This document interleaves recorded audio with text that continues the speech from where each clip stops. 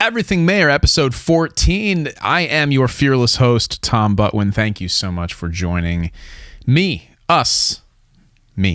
here on the show. And today, we've got some interesting things to discuss. One interesting thing, I think, to discuss. And we'll get to it in just a moment. It's a job that I think John Mayer would be perfect for, outside of what his normal duties are. We'll get to that in just a moment. And of course, we're on the doorstep of the Sphere shows in Las Vegas with Dead & Company, and a not so surprising development with those shows as well. So we'll get to both of those things here in just a moment. Before that, a few housekeeping things. If you want to support the channel, please check out the membership option here on YouTube. For a small monthly fee, you can join a growing group of people who get not behind the scenes, but an archive of content that I've done on John Mayer. And we are going to be having our first live stream very soon. Members, I will have a date for you very soon as well.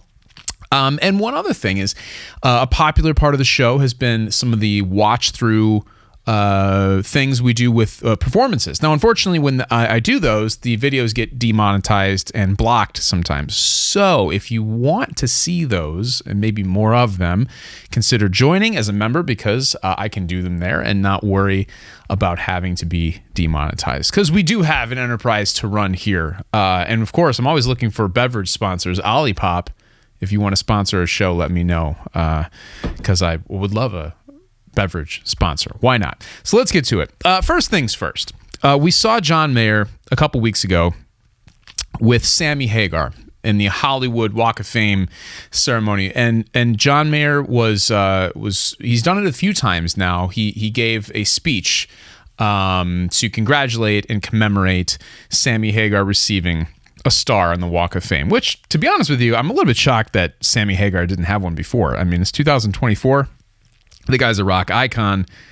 What are we doing? Slow down, everybody. Jeez, better late than never, I suppose. But and Mayer, as all of us would expect, did an incredible job. And this leads me to what I think his job, a gig, should be.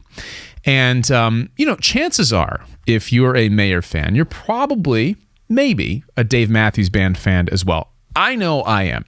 Did I say Dave Matthews Band fan? What did I say? Dave Matthews Band fan as well. That's it.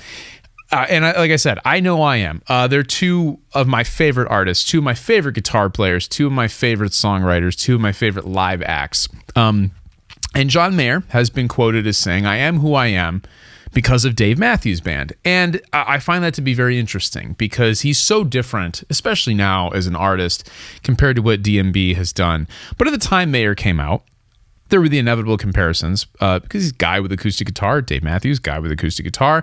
You know, it was 99, 2000. Dave Matthews is much more on the forefront of the pop mind at that point in time.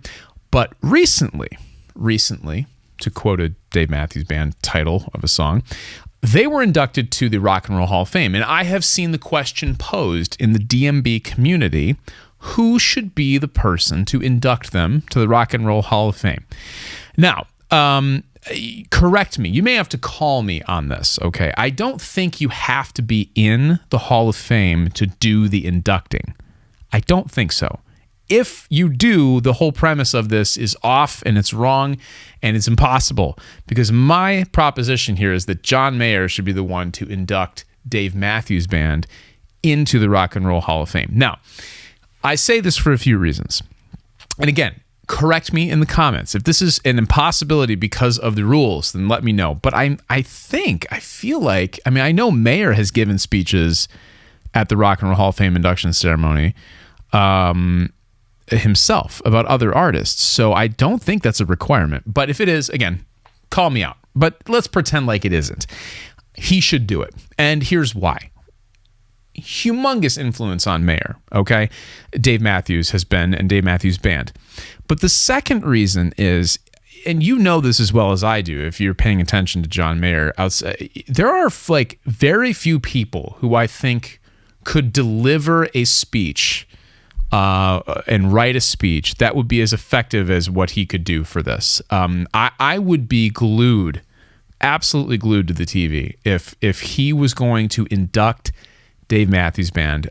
He would do a very, very good job. And he has, a artistic relationship, and he says himself he exists because of this band. Now, I mean, obviously Mayer has other influences: Stevie Ray Vaughan, Jimi Hendrix, Pearl Jam, Sting, the list goes on. But a big one was Dave Matthews. In fact, his whole first record was recorded on a Dave Matthews signature acoustic Martin guitar, which was not cheap. So you can see, I mean, like he cared about Dave Matthews enough to get that guitar and play all those songs on it. So I think, you tell me what you think. This isn't a Dave Matthews podcast, of course. It's a John Mayer podcast, but I would be so excited if he were chosen to do this. And I think he would be the right choice, not only for his the influence that he received from the band, but just administratively, he would be very good at that. He's a great public speaker. And you saw that with the Sammy Hagar induction thing for the, not Rock and Roll Hall of Fame, but the Hollywood Walk of Fame. You saw that. I mean, it was funny. It was endearing speech. He does a great job with it. I mean, he's such a multi-talented individual that public speaking is also a strong point for him. So you tell me what you think. Do you want to see our guy John Mayer do this for Dave Matthews? And if not if not Dave Matthews Band, who do you think Mayer could or should induct in the future to the Hall of Fame? What other artist that has not been inducted yet do you think he would be good to induct? I think it could be almost anybody. I mean, obviously they're looking for some type of connection between the two people. And no doubt there is that there for Dave Matthews Band and John Mayer. So that's my vote. And congrats to Dave Matthews Band, because that is incredibly exciting. As a huge fan of that band as well. Well-deserved and just so great. And you know what? In however many years we're going to be here, maybe not here, I don't know, whatever platform. Hopefully the show exists at this point, but we'll be inducting John Mayer into the Rock and Roll Hall of Fame at some point, for sure. No question about it. So let's go to the next thing, which is the Sphere shows. Now, I'm not a certainly not a Dead and Company or Grateful Dead expert. And as I've said in previous episodes, my gateway into the Grateful Dead music was John Mayer joining Dead and Company. Prior to that, I was only really familiar with Touch of Grey, that video with the skeletons, which I loved. I thought it was great. But I wasn't really, I had nothing against it. I just didn't know anything about it. So now, having seen Dead and Company 2 or 3 times and digging in more to their catalog, I'm not to the level of, historian or Dead music fan that, I could never even possibly call myself a Deadhead. But I do have a great appreciation for it, and certainly a great appreciation for the guitar playing that comes out of it, both in the original recorded versions or live performance versions that Jerry Garcia is so well known for, and also Mayer's interpretation of all these songs. But it's, everything Mayer, right? We're talking everything Mayer. So it is exciting that we're coming up on a stretch here in the middle of May and throughout basically the rest of the summer of a ton of live music that's going to be coming out with John Mayer all over it, which is really cool. Now, I looked into some prices of going out to a Vegas Sphere Dead and Company show. It's a place that I would love to see a show. Is Dead and Company the first band I would want to see there? Nah, not necessarily. I think I would have probably enjoyed U2 more, just because I know more of the music, and I generally like their music more, if I'm being honest. But I certainly wouldn't turn down a show at the Sphere. But ticket prices. Have you looked at the ticket prices? It's a good time to take a sip there. Yeah, they're very expensive. Although, there are some reasonably priced ones. And at a venue like the Sphere, if you've seen it, I don't think you have to be really close to the band to feel like you're in it. In fact, I think you want to be kind of further back to be able to enjoy everything that giant screen has to offer. But that is the issue. I have thought all along, there's no way they're going to do the nugs.net streams of these shows. It's not going to happen. And it sounds like it is not going to happen. All but confirmed an Instagram post recently, which much to the chagrin of many of you. And I understand, because I want to see, they got to do one. They got to stream one. I get it. The visual aspect of this is not going to translate in a live stream. Totally understand. But I mean, a song, just something to give us an idea. And the other thing I think would be really cool is if you've watched anything from the Sphere shows that U2 did. It's called Jaybird Films, and he does all the crazy drone shots. He's done stuff for the NFL, NHL. Some friends of mine in a band called Yam House. He does all kinds of stuff, and he's done things in U2's Sphere show, and you can get kind of a sense for the gravity of what's going on there. So I think it'd be cool to see that type of a production for maybe one song or something like that if we can't get a full show. So that being said, we're probably just not going to see that. I would say audio, but then again, like, okay, so what's really going to be that different? About the performances are going to be the performances, whether they're with amazing visuals behind them or not.